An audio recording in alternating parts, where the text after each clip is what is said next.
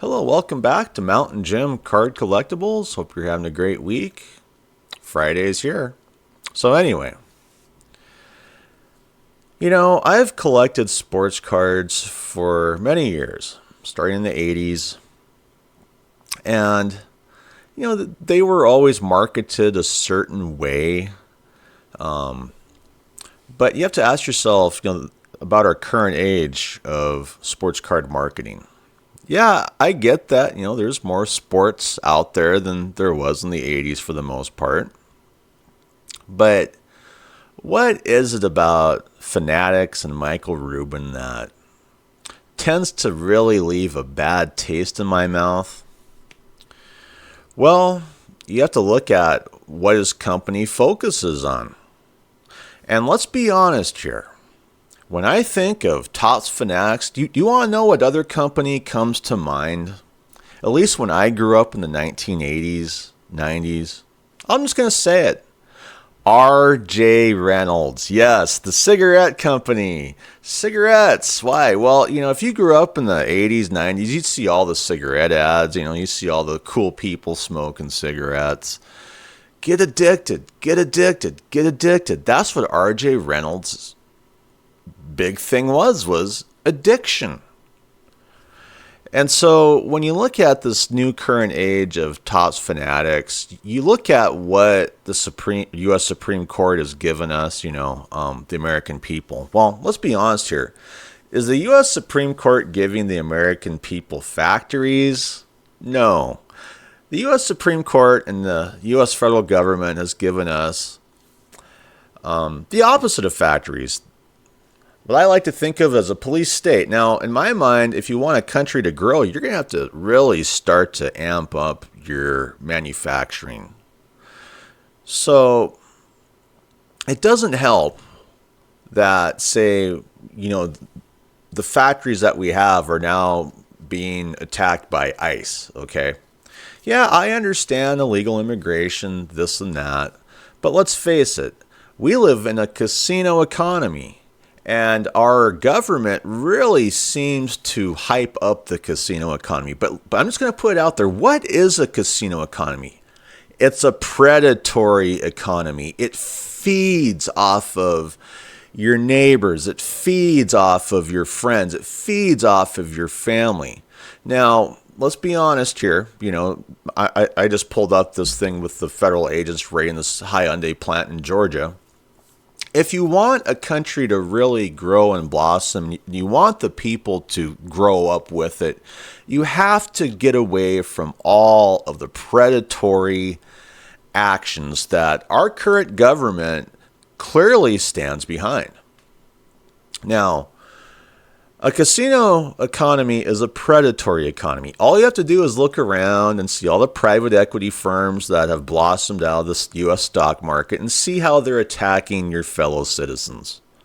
From the people who live in apartment buildings or condos or whatever, homes, rental homes that had their, monthly rates jacked up to the point they can't afford to pay rent. And they're homeless, well, that's one more aspect of a predatory economy / casino economy. A casino economy tends to make its money off investments over working. Yes.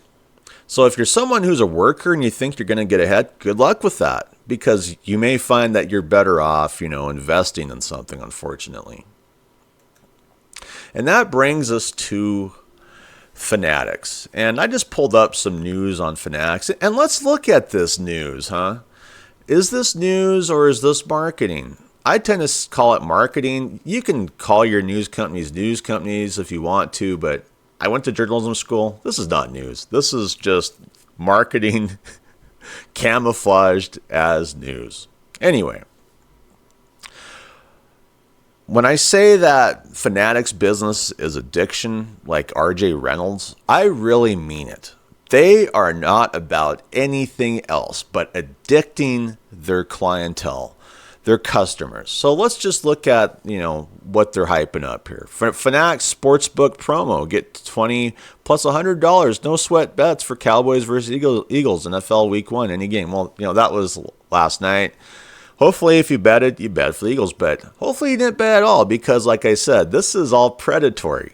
I used to gamble a lot in college. I stopped gambling. Why? I woke up, I did all my tallying. And if you gamble and you're winning a lot of times, you'll just break out even for the year. But what I found is I was just losing massive amount of money. Anyway, I come to Fanatics NFL Survivor League. High-stakes free-to-play competition with a $1 million plus prize. Yep. Remember, the casino economy, we have to dangle a worm on a hook. And this is the worm on the hook, the $1 million prize, just like their sports cards. It's always the big chase. Here's one. Just 24 minutes ago. Fanatics Sportsbook and Colts partner for game day experience. Yeah. Go gamble and lose all your money. Because that's the issue with the casino economy is there's winners and losers. It's not like you're going to a factory or you have a factory and you're dealing with manufacturing, trading with other countries, whatever. You are just going out and taking advantage of your neighbors. Fanatics Sportsbook promo code, get 20 plus no sweat bets for Cowboy Eagles. This is not news. This is addiction. Addiction news. News to get you addicted. And that's just the sports gambling side of Fanatics, okay? And these are like the RJ Reynolds guys. You can't pretend they're anything else. RJ Reynolds, their people moved into foods. And you think of all of these, processed foods at the store, like Doritos and all this stuff. They have made that stuff addictive. Why? Because they understand addiction. So a lot of those people from RJ Reynolds moved into processed foods, And if you're addicted to any processed foods or fast food, that's why. It's because of those guys. I wouldn't be surprised if we have RJ or former RJ Reynolds guys working for Fanatics. Why not? Why? We got to hype up the addiction. And then, you can look at, this was a recent article from Clicked. And you have to look at the destruction that, sports betting, sports gambling, sports card betting, sports card gambling does. And like it says, and this is from Clicked, and this was just written on June 30th, 2025. So, this isn't brand new, but it's fairly new. It was a vicious cycle. Compulsive collectors share stories of addiction. Collectors MD is trying to help hobbyists who can't stop chasing the next hit. All right, so this was written by Ben Burrows. Like it says here, the hobby is dead. It's all about money. Now, I would have to agree with that. It really is. That was the mournful sentiment expressed by one hobbyist during a recent meeting for compulsive collectors. He had recalled contacting his dealer and spending most of a recent paycheck. It wasn't a drug dealer, he clarified. He had contacted his Pokemon dealer about purchasing sealed product. All right.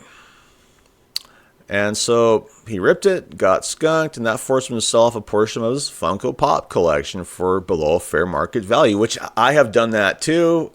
But that just might have to go with selling Funko Pops, to be honest. It's a losing game. Anyway, from an emotional and financial perspective, compulsive collecting isn't that different from a gambling addiction. But unlike an industry that is plastered with hotlines on billboards, warning labels, and self-help groups, resources for compulsive collecting are largely non-existent. And so it says here, Alex Efron's community collectors MD are hoping to change that.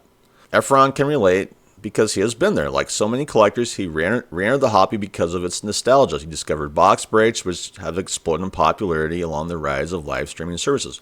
Box breaks. What's a box break? Well, it's straight from RJ Reynolds. It's an addiction. Get addicted. Anyway, The deep relationship Efron has with collecting is something he says didn't resonate with others when he attended Gamblers Anonymous meetings. According to Efron, his struggles with collecting weren't viewed as seriously as traditional gambling. But let's be honest, it is about gambling these days. It's all about the money. It's not anti-hobby at all, Efron says of Collectors MD. It's all about bringing more awareness to how easily collecting can spiral into compulsive spending. And I have been there with sports cards. I mean, I'm not compulsively buying them right now, and I'm happy I'm not, but I've had my moments, and I just can't stop anyway.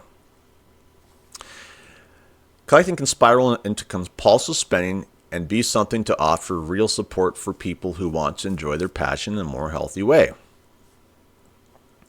Okay. So they have Collectors MD hosts weekly anonymous support groups to let people connect with others. And let's see. Collectors MD secured a critical partnership with Birch's Health, a program that provides treatment for gambling, sports betting, day trading, and other addictions.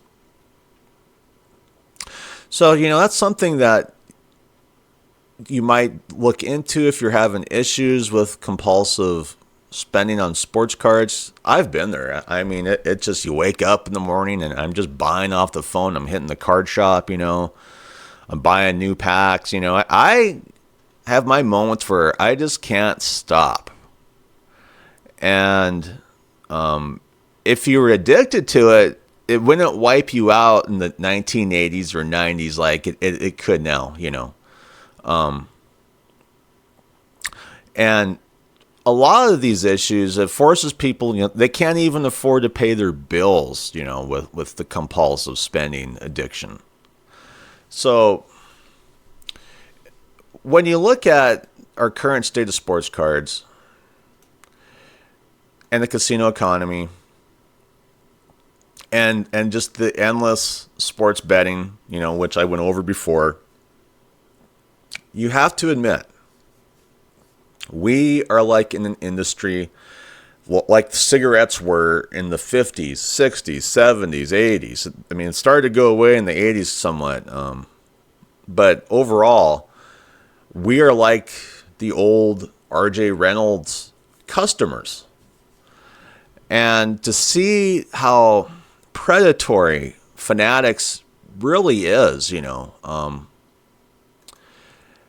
is really sad for the industry, in my opinion. It really is. To an extent, I look at some of these other sports card manufacturers in a much better light than Fanatics, because I really see Fanatics going down the road of they have to create a product in a manner that's addictive. And they roll right into sports gambling like, it's the greatest thing out there. They roll right into, marking up massive prices on their sports card products.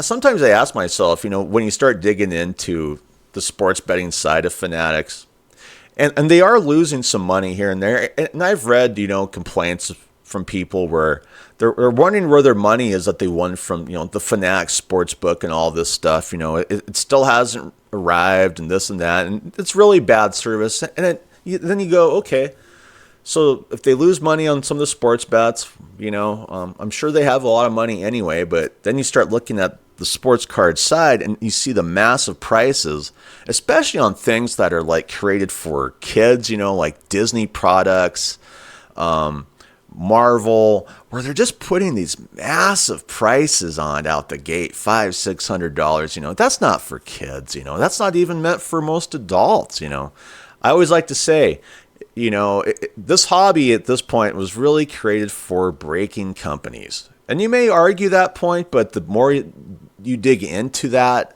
reality, it's 100% true. If you really want to enjoy the hobby these days, you have to start a breaking company. Or you can go on eBay and deal with auctions, and you lose an auction here, you lose an auction there. I know that eBay is always sold by a lot of people. Just get your singles, but I have struggled getting singles on eBay. Why? Because of the auctions. You get someone is show bidding or whatever, and so a lot of times chasing those singles doesn't work either, to save money. So anyway, do you feel like Sports cards have been hijacked by a bunch of predators, to say the least, and have turned it into a market like cigarettes were with RJ Reynolds. You know what I mean? And I just wish that we could get back to the leagues not working with fanatics and allowing collectors to get back into this market and start to be able to purchase nice boxes and not lose everything they have in the process and not be able to afford to pay their bills. Anyway, how do you feel about this? Leave some comments. I always like comments. I like to thank my subscriber base, all my recent subscribers. And if you haven't subscribed yet as a viewer, it's 100% free. And it would help my channel improve immensely. Anyway, I hope you have a great day. I'm out of here. And tune again for the next episode of Mountain Gym Card Collectibles. Bye.